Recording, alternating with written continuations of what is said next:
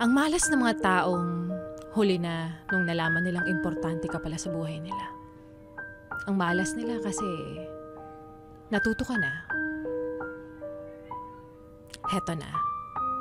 Ang Laika Barista Moments natin pinamagatang, the game is over. Bakit kung kailang wala na at saka mo hanapin? Bakit kung kailang ayaw na saka mo susuyuin? Hindi na kita kailangan. Hindi ako galit, pero for sure, hindi na rin ako babalik. Kasi the game is over. Sana sinulit mo na. Nung panahon, natanggap ko pa lahat ng dahilan mo, lahat ng sinasabi mo, lahat ng excuses mo. Nung panahon na nauuto mo pa ako.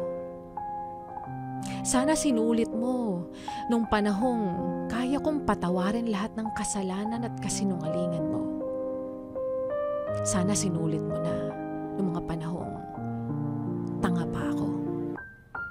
Ang malas mo lang kasi nagising na ako at natuto na kapag hindi napapahalagan, wag na ipagpilitan.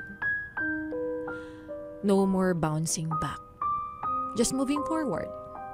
Kasi allowing someone who hurt you na bumalik pa sa buhay mo at saktan ka palalo is purely disrespect to yourself.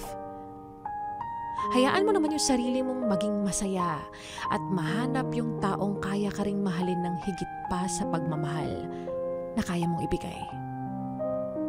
Okay tayo, hindi ako nagtatampo, hindi na ako galit, pero hindi na ako babalik.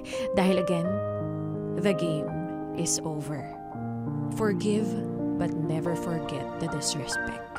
101.1 Yes FM